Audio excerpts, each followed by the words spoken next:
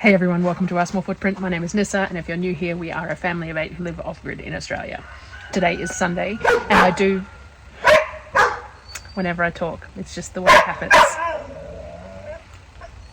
Enough.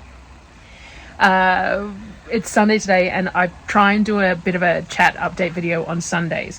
Now, this is really important for me as well as to keep in touch with you guys, because this garden season is doing well so far, and for that I really want to document it so that I've got it for next year as well, and just to show myself the progress and things like that are going along. So I'm sort of pushing for trying to document things on a weekly basis just so that I've got them.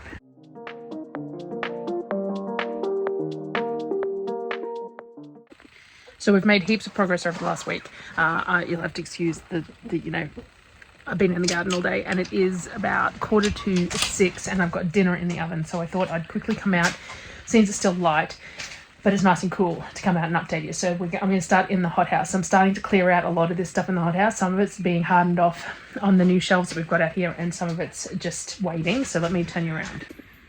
So we've still got some stuff in here. We've got paprikas and jalapenos that I've only just pricked out and put into new pots here. I've got still some of the tomatoes that were varieties that I've got. I've got some Black Beauties, Sun Golds, and some Solas. These are the Tommy Toes that I showed you last week. So these are the Tommy Toes that I pricked out and put into the cells last week. So they're all looking very good. I've still got some guajillos here. I'm not sure what this one is, and I believe that was Thai basil, but those pots, I accidentally, because I have basil here and this was full, I stuck them in the back there in amongst all this forest of tomatoes, and obviously they weren't getting enough sunlight. So I believe that's Thai basil. We'll see if it recovers. Still, I've got some Qatari melons to go out. We've got some rosellas here. Marigolds have finally come up to a good size, and then we've got some various tomatoes still to go out. Some basil that's doing really well, more tomatoes, more basil. I've got black cornflowers here. Some of them are looking a little sad. These are still bunches of things that I've got germinating, and then there's still more tomatoes too. So we've got tomatoes at all different stages at the moment. But then out here we finally got the shelving up. So we put the shelving up on this side as well. So that means that I've got work surface on this side, and then I've got hardening off space here. So I've got some nasturtiums, I've got my elderberry cuttings that are rooting. There is some spinach, delicatas. I've got some excess watermelon and zucchinis and pumpkins that I'm probably not going to need, so I'm going to gift them away, but I've still got them sitting here at the moment. And then I've got a few cuttings that were given to me by Robin that I'm trying to root, and we'll see how we go. The mint has perked up a whole lot, so it looks like it's doing well. The bay, I'm not real sure how we'll go. Rogal greens, again, I'm not real sure how it's going to go, but the parsley's got some good growth in the middle, so it looks like it's recovering as well after being potted up. And then I have a whole bunch of silver beet in pots here too. So that's what the hothouse looks like at the moment. There's a couple of things sitting on the ground in scattered places here as well, but mostly we're starting to empty most of it out. I'm really looking forward to planting this one. Look at I can't remember what it's called, the purpling, because this is a Black Beauty, so this is a black tomato, and I can't remember what that purpling's called off the top of my head for some reason, but it's lovely. It's really lovely and dark, so I'm looking forward to getting a couple of these in the ground and seeing how they go. So let me take you out to the garden. So we have made a heap of progress out here. It's still ongoing, as always. It will be for most of the season, but there's been heaps of progress. So we got new beds in, we got some wicking tubs in. We haven't got the IBCs sorted yet. We're still working on that, but we did get the extra ag pipe. I talked about needing more ag pipe, so we got extra ag pipe here as well for us to do that. So let me turn you around and show you what we got. So I think we had all 6 of these beds last week in. I think they were all in place, they just hadn't been sorted. So this bed I've planted out. The tomatoes were in, I think, but for some reason I've got a pot that I've left there. tomatoes were in. I've now got some peppers in here. So these on the ends are Arid pineapples, and they tend to be sort of like a bush rather than any height. So I put them at the edge. I've got some marigolds and some basil scattered in here. There's jalapenos there. I've got those jalapenos in the hothouse that aren't quite ready to be planted out yet. So I've left some spots where I can put those. So more Arid pineapples on the end there, and then more basil and marigolds along the front. And then the other one here, so this was tomatoes in the back, these were all guajillos in the middle, and then I've got basil and marigolds alternating here. I also put some zinnias in the top here, and I forgot that I left my tray of zinnias out here when I was mulching this. So I got this whole tray of zinnias to go into various places as well. And then we've still got the other thing I got done. So the cabbage bed. The cabbage is down the middle. I still haven't put cover over this. I really do need to do that. But I did a row of beetroot down either side. Now I multi-sowed them. So there's 2 or 3 in each little spot. So we can have little small beetroot throughout the season. So there's a row of beetroot down either side. Eventually I will come in here with the irrigation piping. We haven't got there yet, but that will happen. And this is the cucumber bed that I showed that we've had going for a while. So I've got the cucumbers up on single strings to the ceiling. So they're clipped on there with tomato clips. The beans down the middle. There has been some chewing on some of the beans, but nothing excessive. And again, it seemed to germinate really well on this end and not so much on that end. So we'll see. And then we've got the 2 rows of radishes down the front as well in that bed. Then we planted out zucchini. So I have 2 beds with zucchini in them. This one, I've got these poles in there. These are 6-foot poles. They're fiberglass poles that I'm using.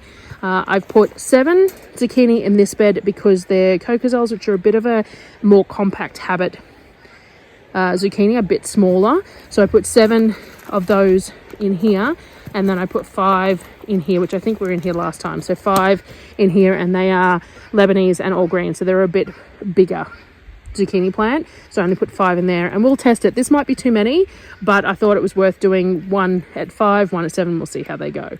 So the IBCs still haven't been done anything more yet. We put hoops over this one because we bought some saddle clips for the piping, but I haven't put the shade cloth on here yet to protect it, and it appears to be recovering. The older leaves got sunburned, but the newer leaves look okay, so we'll see how that goes. I haven't put anything in that one yet, and the other 2 haven't had anything done with them, but we did get these 2 beds done today, so that was really nice.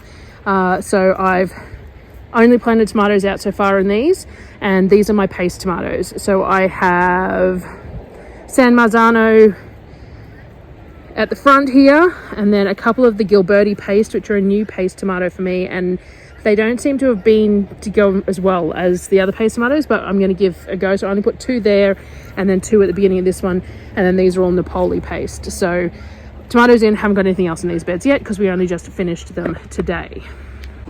The other thing we got done is the wicking tubs. So I put together some wicking tubs. I have a couple more to do, and I will film putting them together when I do those other ones, but these ones were our first run, so we did them. What I've got in these is pumpkins and watermelons. So the idea is that there's a whole lot of open space in this half of the garden because we're not using it at the moment. So I've put 3 plants in each tub. We'll see if that's too much. I can always cut one off if I need to. But they're well fertilized tubs, and they're wicking tubs, so they've got plenty of water, and the type of pumpkin and the type of watermelon that I've grown are both fairly small vined ones. So a honey nut and a sugar baby. So neither of them are particularly extensive ones. Sugar babies are quite a compact, I think they're referred to as a bushing watermelon. That's not quite accurate, but they only sort of do 3 to 6 watermelon per vine and things like that. So I felt okay about giving 3 a go, and if worst comes to worst, I can always cut one off if I feel like they're struggling. So we put them over here along this wall here where there's a whole bunch of open space. We need to cut all this dead stuff, and some of this grass needs mulching and things like that. We're still getting there.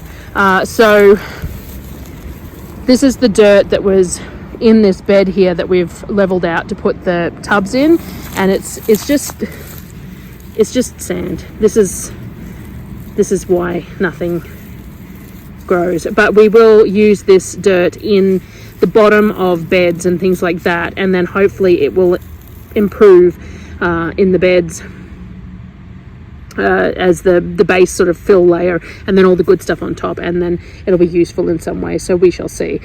So this is what we've got for the wicking tubs. So these are half the blue HDPE barrels, and we've got inlet here. There's black ag pipe and sand in the bottom, and then soil. There's 300 mils of soil in each of these, and then the sand to that point has an overflow point there. It's not, which is currently a bit full, and I did it on the angle so that we could flush further up if needed. It looks awfully full at the moment, but that shows that there's plenty of water in it. So we did 3, 6 and 9 watermelons, and then 3 and 6 of the honey nuts. So though that leaf is a whole lot more variegated, so I wonder if we got an incorrect seed in that pack. Who knows? So there you go, yeah, along here, and there's all this space that we're not using at the moment because we're redoing everything. So there's still plenty to be done, plenty of dead weeds to come out. We've still got these 4 beds that I haven't done anything with yet, except start topping them up. So we're still getting there. And then if we want to get more of the metal beds, we could put 2 metal beds on this side here too. So we've still got 4 beds to go. 4 beds to put together. I put on Instagram in my stories today, I just put all the pieces together, but they're not all in one piece. All the separate pieces are together, and they're going to go on these 2 sets of trellising in here. So there'll be 2 on this side and 2 on that side. So we'll have 4 more beds, which on this trellising, which is great because the back of both of those beds will be more tomatoes. So I'll do 2 beds of cherry tomatoes, and then I'll do 2 beds probably of a myriad of types. Like I've got those black beauties and a couple of solars and lucids and things like that, ones that I haven't grown before, that I only want to grow sort of 2 or 3 plants of, so they can go in a bed, and then we can have a whole 18 cherry tomatoes as well. It's sun golds, tummy toes and things like that. I'm going to have far more tummy toes than I need. Again I can give some away, but tummy toes are pretty resilient, so I may end up just putting them in the ground somewhere as well, and letting them go, even if I just let them sprawl, because as they're pretty resilient, they tend to grow really well no matter what, especially if I can get them somewhere where they're going to get drip off of water or something like that. So yeah, that is, let me find somewhere to lean up against because I haven't got my tripod thing. Oh, look at that, I'm doing so well. I haven't got my tripod on my phone because I was already out here, dinner's cooking, and I just wanted to get it done. So that is the update for the garden. Now, other thing that's happened, not much else has happened this week because it's an off week of not much going on, except that our geese had 10 goslings a while ago. I showed you the footage of them, and slowly they've gone missing. So whether predators are picking them off or what, I don't know. Anyway, we were down to 4, and we only had 4 left for like a week, and we thought, oh well, we got 4, you know, that's fine. And then today there was only 3, and then all of a sudden there was only 2, and the dogs were going off their nut, and it turns out that one of them had fallen into the grey water system, which someone had pulled the cover off, I don't know why, and so we saved it. And we had an empty incubator, so I turned the incubator on with the fan and the heat on to dry it off and get it warmed up, and it perked back up. It brought up a bit of gunk, which is obviously the water from the grey water. We'll see how he goes. At the moment we've got him under the heat plate in the brooder box because don't have chicks yet, though the incubator only has 3 days left on it, so soon we're going to need the brooder for the chicks, so we'll see how that goes. But yeah, so we've got a baby gosling that isn't real happy because obviously that we didn't get it young enough to imprint on us, so it's very much not keen on people, but it's up and walking and moving around, which is amazing considering the state it was in when we found it. So I'll put photos and stuff up on Instagram as we go along. Tomorrow, if it's still alive, tomorrow I'm sure the kids will want to be trying to get it to be happy to be handled and stuff. So that's it for me for this week. Again, this is going to be really important for me for documenting for the gardens for next year. Especially as everything seems to be doing really well. I'm really excited that things look good. Even the hothouse, everything, all the seedlings, everything's germinating well, everything's growing well in the hothouse. These tomatoes are amazing. Like the tomatoes that I just put in, I buried like 20 centimeters deep because they were that big and robust before I put them in there. So I'm really excited for everything going well, and I really want to document it and, you know, show how far, you know, the progression as I go along, and then share it with you guys as well. So thanks for joining me again today, and I will see you on the next video. Bye guys.